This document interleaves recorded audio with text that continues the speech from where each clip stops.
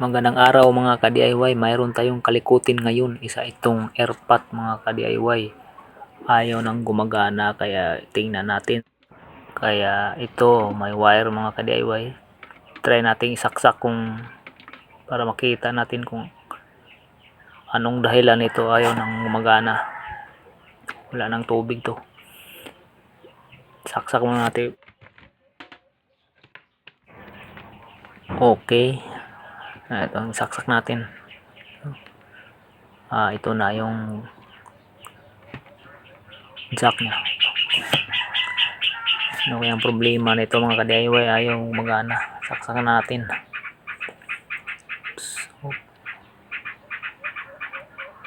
May problema kaya nito, kaya pinadala dito sa atin kasi patingnan natin kung anong problema nito. Ito mga ka-DIY oh. Yun oh, umiilaw siya tapos mamamatay.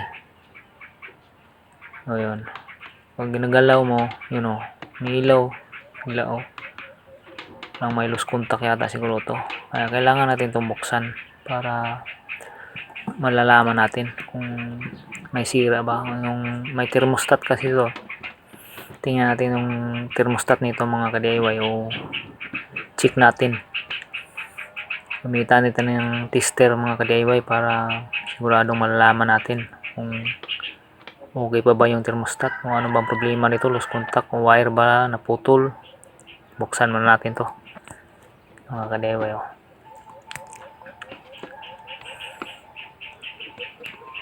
Ito na mga ka-DIY.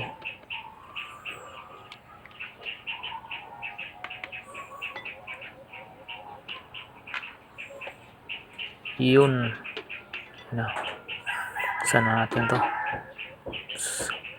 Sana tapusin yung mga ka-DIY ang ating video mga ka-DIY para tuto rin kayo. Kung paki-like and share and subscribe na lang mga ka-DIY para marami pa tayong video at marami pa tayong matutunan dito mga ka-DIY. Maraming salamat. Basta dalawang thermostat lang ito mga ka-DIY kasi hindi ito automatic yung labas ng tubig yung DIY. Yung iba ito walang to, manual lang to, i-pump lang ng dito tubig para lumabas ang tubig dito mga ka-DIY. Kaya itong i-test natin mga ka-DIY yung thermostat nya kung gumagana pa ba mga ka-DIY. Set lang natin sa x1 or times 10 mga ka-DIY. Continuity natin gamitin dito, malalaman natin mga ka-DIY. Itong thermostat nasa gilid lang mga ka-DIY. Ito ayun oh, ayaw gumagalaw ang tester mga ka-DIY, hindi pumapalo. Kaya ito na ang ating suspect mga ka-DIY. Dalawa lang thermostat dito, yung nasa ibabaw saka yung tinitesting ko mga ka-DIY. Kaya tanggalin natin to. Kaya pala ayaw mamatay. Ito palang dahilan mga ka-DIY, yung thermostat lang pala. Yung thermostat nito is 250 volt yata yung kuha niya. 10 ampere lang mga ka-DIY. Yung init niya na kaya niyang 110 degrees Celsius yung niya. 110 degrees lang to mga ka-DIY. Kaya ito ang ating palitan mga ka-DIY oh. Ayaw, kaya ito lang pala problema nito. Ito lang palitan natin mga ka-DIY.